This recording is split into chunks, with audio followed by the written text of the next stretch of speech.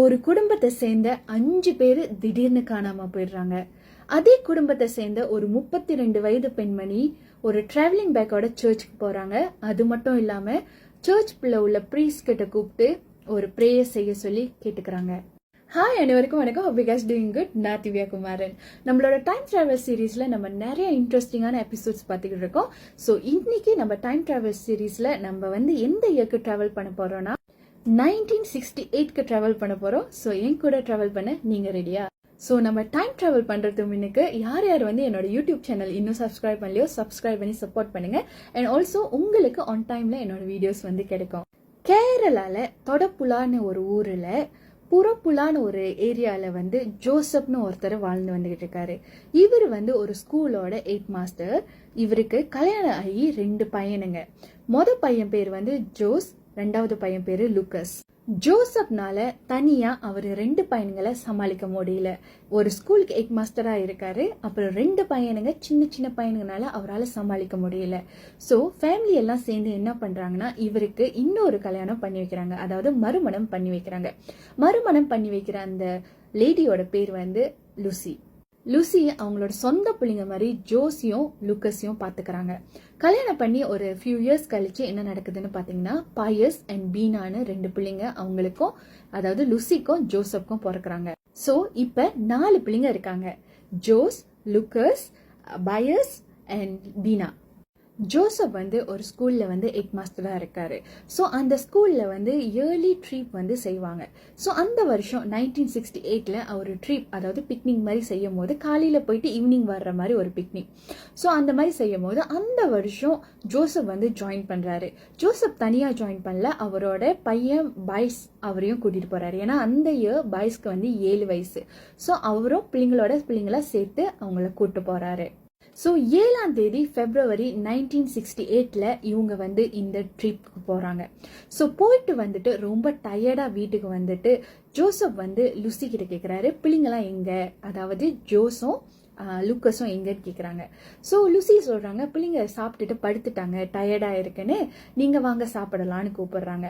So Joseph சொல்றாரு, எனக்கும் டயர்டா இருக்கு, எனக்கு சாப்பாடு வேணா, நான் படுக்க போறேன் அப்படின்னு சொல்றாரு. பாயஸும் சாப்பிடல, அவரும் போய் படுத்துறாரு. ஸோ மறுநாள் காலைல விடிஞ்சதுக்கு அப்புறம் எப்போதும் ஸ்கூல் 10 மணிக்கு ஸ்டார்ட் பண்ணோம்னா 8:30 மணிக்கே டான்னு போயிட்டு ஜோசப் ஸ்கூல் கேட்டை திறந்துருவாரு. ஆனா அன்னைக்கு 9 o'clock ஆயிருச்சு, அவரு கேட் திறக்கவே இல்லை. ஏன்னா ஸ்கூலோட கீ ஹோல்ட் பண்றது ஜோசப் தான்.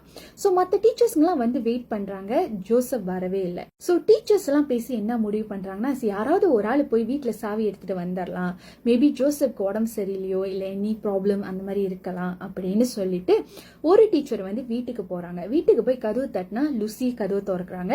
சோ இந்த மாதிரி ஸ்கூல் திறக்கணும், சாவி கிடைக்குமா அந்த மாதிரி கேட்ட உடனே ஆமா தாங்கன்னு சொல்லிட்டு அவர் கொடுக்க சொன்னாரு. நான் மறந்துட்டேன், அவருக்கு உடம்பு சரியில்லை, அவர் ஹாஸ்பிட்டல் போயிருக்காரு அப்படின்னு கீ கொடுத்துறாங்க. அன்னைக்கு ஸ்கூலை திறந்து நார்மலா ஸ்கூல் முடிஞ்சிட்டோன்னு கீயை திருப்பியும் லூசி கிட்டே கொடுத்துறாங்க. ஸோ மறுநாள் ஸ்கூலுக்கு போறாங்க டீச்சர்ஸ்லாம். அதே மாதிரி 8:30க்கு ஜோசப் ஸ்கூலுக்கு வரல. ஸோ ஜோசப் ஸ்கூலுக்கு வரலன்னு சொல்லிட்டு திருப்பியும் அந்த கீ எடுக்கிறதுக்கு எல்லாரும் லூசியோட வீட்டுக்கு போறாங்க. அதாவது ஜோசப் லூசி வீட்டுக்கு போறாங்க. இன்னைக்கு பெல் ரிங் பண்றாங்க, கதவு தட்டுறாங்க, யாருமே கதவை திறக்கல. ஆக்சுவலி அன்னைக்கு கன்சிடர் எக்ஸ்ட்ரா ஆக்டிவிட்டி தான். ஸோ ஸ்கூல் டேயில் நார்மல் வீக்கெண்ட் மாதிரி சத்துரி அந்த மாதிரி. ஸோ அதனால என்ன நடந்துச்சுன்னு பார்த்தீங்கன்னா, டீச்சர்ஸ்ங்களாம் சரி பரவாயில்ல அப்படின்னு சொல்லிட்டு எல்லாரும் வீட்டுக்கு போயிட்டாங்க. மறுநாள் 9ஆம் தேதி 2ஆம் மாசம் 1968. அந்த வருஷம் லூசிக்கு 32 வயசு. லூசி ஒரு டிராவலிங் பேக் எடுத்துக்கிட்டு சர்ச்சுக்கு போறாங்க. ஸோ அந்த சர்ச்ல உள்ள ஃபாதர் லூசிக்கு அண்ட் ஜோசப்க்கு ரொம்ப தெரிஞ்சவர். பிரீஸ் லூசி கிட்ட கேட்கிறாரு, எங்க ஜோசப் வரலையா அப்படின்னு. ஸோ லூசி சொல்றாங்க, ஜோசப்க்கு உடம்பு சரியில்லை, ஸோ எல்லாரும் கொஞ்சம் ஊருக்கு போயிருக்காங்க, இன்னைக்கு ஈவினிங் வந்துருவாங்க அப்படின்னு சொல்றாங்க. அது மட்டும் இல்லாம லூசி அந்த பிரீஸ் கிட்ட சொல்றாரு, அதாவது ஃபாதர் கிட்ட சொல்றாங்க, நாங்க எங்க ஃபேமிலி சார்பா ஒரு ப்ரேயர் செய்யணும், எஸ்பெஷலி என்னோட ஹஸ்பண்ட்க்கும் என் பிள்ளைங்களுக்கு எல்லாத்துக்கும் ஒரு ப்ரேயர் செய்யணும் அப்படின்னு சொல்றாங்க. யூஸ்வலி எந்த ப்ரேயர் செய்யறதா இருந்தாலும் நம்ம சின்னதா ஒரு கட்டணம் கட்டுவோம் இல்லையா? ஸோ அந்த மாதிரி ஒரு ஃபீ கட்ட சொல்லி ப்ரீஸ் சொல்றாரு. ஸோ லூசி அந்த காசை கொடுக்கறதுக்கு அவங்களோட பர்ஸ் திறக்கிறாங்க. ப்ரீஸ் ஷாக் ஆயிட்டாரு. ஏன்னா பர்ஸ்ல அவ்வளோ காசு இருக்கு. ஸோ ப்ரீஸ் கேட்குறாரு, ஏன்னா ப்ரீஸ்க்கு தான் வந்து லுசியும் ஜோசப்பையும் நல்லா தெரியும் இல்லையா. ஸோ ப்ரீஸ் கேட்குறாரு, ஏம்மா இவ்வளோ காசு எடுத்துகிட்டு வந்திருக்க அப்படின்னு. ஸோ லுசி சொல்கிறாங்க, பிள்ளைங்க எல்லாமே வெளியே போயிட்டாங்க இல்லையா, ஸோ காசெல்லாம் வீட்டில் வைக்க பயமாக இருந்துச்சு ஃபாதர், அதனால தான் நான் எடுத்துகிட்டு வந்தேன் அப்படின்னு சொல்கிறாங்க. சரிம்மா, சர்ச்சுக்கு வர நீ என்னத்துக்கு ட்ராவலிங் பேக், அதாவது லக்கேஜ் பேக் எடுத்துகிட்டு வந்திருக்க அப்படின்னு. இல்லை ஃபாதர், உள்ள கொஞ்சம் திங்ஸ் இருக்குது அப்படி இப்படின்னு சமாளிக்கிறாங்க. ஃபாதருக்கு இது என்னவோ சம்திங் ராங்னு தோணுது. ஏன்னா காசு இவ்வளோ கையில் வச்சுருக்காங்க, பிள்ளைங்க ஹஸ்பண்ட் யாருமே ஊரில் இல்லை, என் சர்ச்சுக்கு வந்து ஒரு லக்கேஜ் பேக் எடுத்துகிட்டு வந்திருக்காங்க, திறக்க சொன்னால் திறக்கவும் மாட்டுறாங்க அப்படின்னு. ஸோ ஒன்றும் ஃபோர்ஸ் பண்ணி சொல்கிறாரு லுசியை அந்த பேக்கை திறக்க சொல்லி. அது மட்டும் இல்லாமல் அந்த சர்ச்சில் அந்த அசிஸ்டன்ஸ்லாம் இருப்பாங்க இல்லையா, அவங்கள வந்து சொல்கிறாங்க லுசியை திறக்க சொல்லி. ஸோ என்ன பண்ணுறதுன்னு தெரியாமல் ஃபைனலி லுசி அந்த பேக்கை திறக்கிறாங்க. நம்ம யாரும் எதிர்பார்க்காத ஒரு விஷயம் அந்த பேக்ல இருக்கு. அவங்களோட கடைசி மக பீனாக்கு அந்த டைம்ல ஒரு 1 year plus தான் இருக்கும். ஸோ அவங்கள மடக்கி உள்ள வச்சிருக்காங்க. பீனா ஆல்ரெடி இறந்துட்டாங்க. அங்க இருக்கிற எல்லாரும் ரொம்ப ஷாக் ஆகுறாங்க. ஸோ உடனே அங்க இருக்கிற போலீஸ் ஸ்டேஷனுக்கு இன்ஃபார்ம் பண்ணி போலீஸை வர சொல்றாங்க. தோடுப்புலா போலீஸ் ஸ்டேஷன்ல இருந்து போலீஸும் அங்க வந்து லுசியை அரெஸ்ட் பண்ணிட்டு போறாங்க. ஸோ லுசி கிட்ட விசாரணையை தொடங்குறாங்க. ஸோ லுசி என்ன சொல்றாங்கன்னா, ஆமா, என் ஹஸ்பண்ட் என் பிள்ளைங்க எல்லாரையும் நான் தான் கொலை பண்ணேன், ஆனா என் கடைசி மக பீனாவை நான் கொலை பண்ணல, அவளா விழுந்து இறந்துட்டா அப்படின்னு சொல்றாங்க. ஸோ ஹஸ்பண்ட் மற்ற பிள்ளைங்களை கொலை பண்ணீங்கன்னா எங்க அவங்களோட பாடின்னு போலீஸ் கேட்குறாங்க. போலீஸ் லுசி கிட்ட கேட்குறாங்க, லோக்கஸும் ஜோஸும் எங்கன்னு கேட்குறாங்க. ஸோ ஒரு வைக்கப்போல இடத்த காமிச்சு இதுக்குள்ள தேடி பாருங்க இருக்காங்க அப்படின்னு சொல்றாங்க. அந்த வைக்கப்பொருள் இருந்து ஜோஸ் உடலையும் லூக்கஸ் உடலையும் எடுக்கிறாங்க. அவங்க முகம் எல்லாம் ரொம்ப அடையாளம் சொல்ல முடியாத அளவுக்கு செதஞ்சு போயிருக்கு. உடம்புல எல்லா இடங்கள்லயும் காயம். போலீஸ் அடுத்தது ஜோசப் எங்க, உங்களோட இன்னொரு பையன் எங்கன்னு கேட்கும் போது அவங்க இன்னொரு வைக்கப்போல காமிக்கிறாங்க, அதுக்குள்ள இருக்காங்கன்னு. வைக்கப்போலாம் நீக்கிட்டு பார்த்தா அங்க ஜோசப்போட சடலமும் பாயஸோட சடலமும் இருக்கு. ஜோசப்போட சடலம் ரொம்ப கொடூரமா தாக்கப்பட்டிருக்கு. முகம்லாம் செதஞ்சு போய் அவரோட செதெல்லாம் அங்க இங்க செதறி இருக்கு. பாயஸோட உடம்புல எந்த ஒரு காயமும் இல்லை, மண்டையில மட்டும் ஒரே ஒரு காயம் தான். ஸோ போலீஸ் என்ன ப்ரொசீஜர் செய்யணுமோ அதை கண்டினியூ பண்றாங்க. மீன்வாய் லுசி கிட்ட இன்வெஸ்டிகேஷன் ஸ்டார்ட் பண்றாங்க. லுசி மறுபடியும் போலீஸ் கிட்ட சொன்ன விஷயம் என்னதுன்னா, அவங்க 4 பேர்த்த நான் தான் கொலை பண்ணேன், ஆனா என் மக பீனாவை நான் கொலை பண்ணல, அவ கீழே விழுந்து இறந்துட்டா அப்படின்னு சொல்றாங்க. ஆனா லுசி சொல்றத போலீஸ் நம்பல. சோ போலீஸ் கணக்குப்படி பார்த்தா 5 பேர்த்தையும் லுசி தான் கொலை பண்ணிருக்காங்க. போலீஸோட விசாரணையப்ப லுசி அவங்களோட மோட்டிவ போலீஸ் கிட்ட சொன்னாங்க, ஏன் அவங்க அந்த கொலையை செஞ்சாங்கன்னு. ஜோசப், அதாவது லுசியோட ஹஸ்பண்ட், அவரு வரதட்சணை கேட்டு லுசிய எப்போதும் அடிப்பாராம், ரொம்ப கொடுமை பண்ணுவாராம்.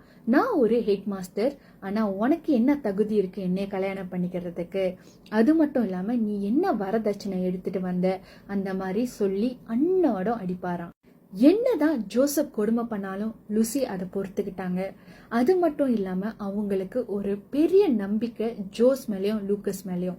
ஒருவேளை இந்த 2 பையனுங்க வளர்ந்து வந்துட்டாங்கன்னா நான் அவங்க அம்மா மாதிரி அவங்கள பார்த்துக்கிறேன், ஸோ அவங்க அப்பாவை தட்டி கேட்பாங்க, இந்த கொடுமையை நிப்பாட்ட சொல்லுவாங்க. ஆனா எதிர்மாறா நடந்துருச்சு. ஜோஸும் லூக்கஸும் அவங்க அப்பாவுக்கு சப்போர்ட் பண்ணிட்டு இவங்க லுசி கிட்ட என்ன சொல்லியிருக்காங்கன்னா, நீங்க என்னதான் இருந்தாலும் எங்களோட பயாலஜிக்கல் அம்மா இல்ல அப்படின்னு சொல்லியிருக்காங்க. இந்த மாதிரி அவங்க பிள்ளைங்களும் பேசுறத கேட்டு லுசிக்கு கோபம் தாங்க முடியல. அவங்க அப்பா மேல ஏற்கனவே கோபம் வெறுப்பா இருக்கு. ஸோ பிள்ளைங்களும் அவங்களோட ஒரு ஹோப்பா இருந்தாங்க. ஸோ அவங்களும் அப்படி பேசுறாங்கன்னு சொன்னோன்னே இவங்களுக்கு ரொம்ப கோபம் வந்துருச்சு. ஃபைனலி அவங்களோட கொலையோட மோட்டிஃபை சொல்லிட்டாங்க. அதாவது அவங்க ஹஸ்பண்ட் அதுக்கப்புறம் 3 பையனுங்களை கொலை பண்ணது என்னத்துக்காக அப்படின்னு சொல்லிட்டாங்க. ஆனால் அவங்க அந்த இடத்துல கூட திருப்பி சொன்ன விஷயம் என்னதுன்னு பார்த்தீங்கன்னா, இவங்க 4 பேர்த்த நான் தான் கொலை பண்ணேன், ஆனால் என் மக பீனாவை நான் கொலை பண்ணலை, அவ கீழே விழுந்து இறந்துட்டா அப்படின்னு சொன்னாங்க. ஸோ போலீஸ் வந்து அடுத்தது கேட்குறாங்க, எப்படி கொலை பண்ணீங்க அப்படின்னு.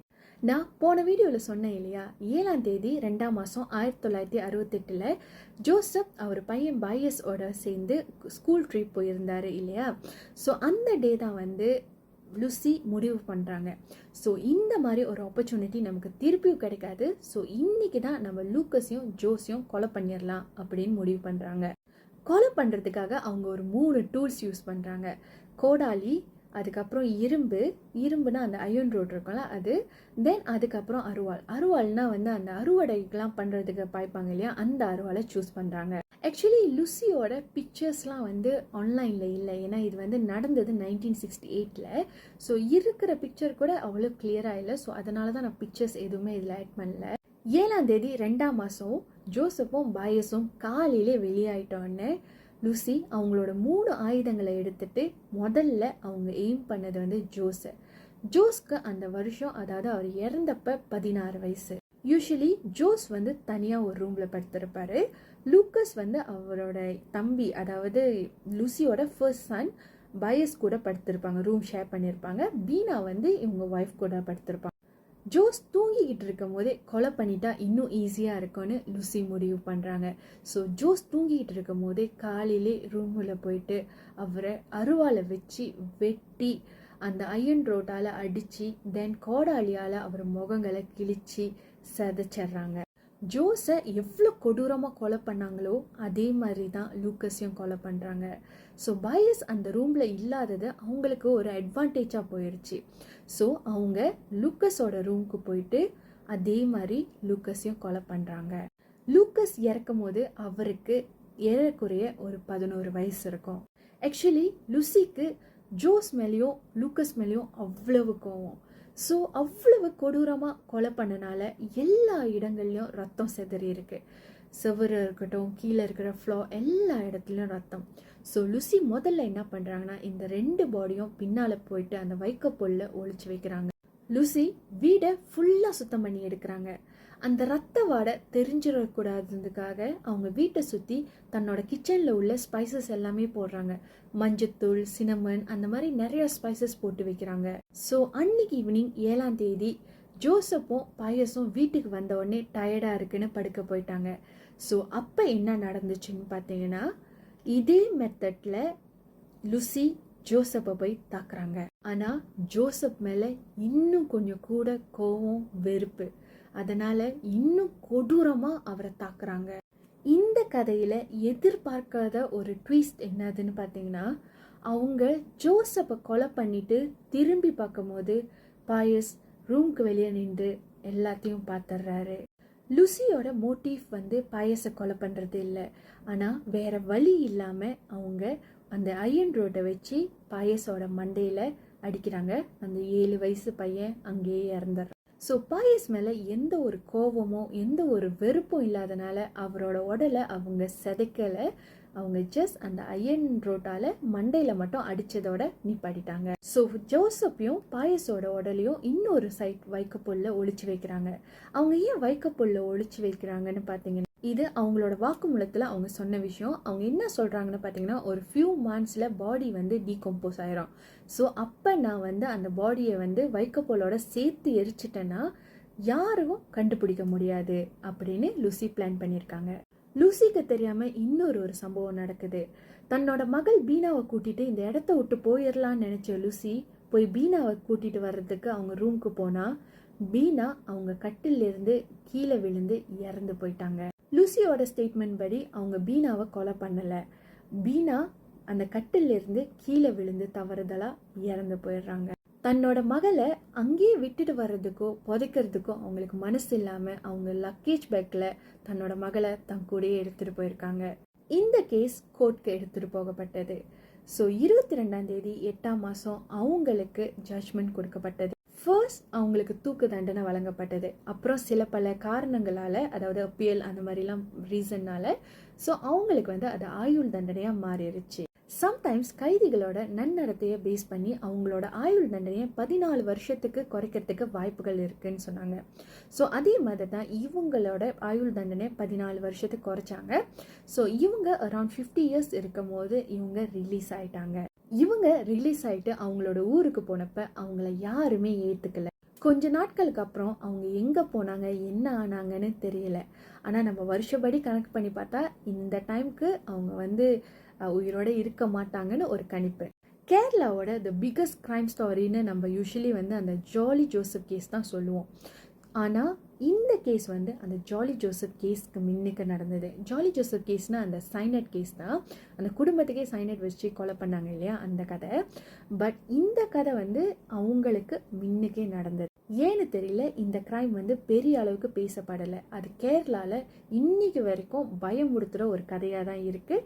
ஆனால் உலக அளவில் அது பெருசாக பேசப்படலை. திருமணங்கிறது 2 சோல் ஒரு ரூஃப்குள்ளே வாழ்கிற ஒரு விஷயம். ஆனால் நிறைய பேர் அவங்க பார்ட்னருக்கு அவங்க தான் வாழ்க்கை தந்ததா நினச்சிக்கிறாங்க. அதனால தான் என்னவோ இந்த வரதட்சணை இஷ்யூ இவ்வளோ பெரிய இஷ்யூவாக இருக்குது. வரதட்சணை மட்டும் இல்லைங்க, ஸ்டேட்டஸும் ஒரு இஷ்யூ தான். எல்லாருக்கும் கல்யாண வாழ்க்கை சிறப்பாக அமைஞ்சிடாது. ஒருவேளை நமக்கு பிடிக்கலன்னா அந்த வாழ்க்கையை விட்டு விலகி வந்துடலாமே தவிர எந்த ஒரு உயிரையும் கொலை பண்ணுறதுக்கு எடுக்கிறதுக்கு நமக்கு எந்த ஒரு ரைட்ஸும் இல்லை. உங்களுக்கு இந்த ஸ்டோரி பிடிச்சிருந்துச்சுன்னா லைக் பண்ணுங்கள், ஷேர் பண்ணுங்கள், ரீபோஸ்ட் பண்ணுங்கள். நிறைய பேர்கிட்ட இந்த ஸ்டோரியை போய் சேரும்.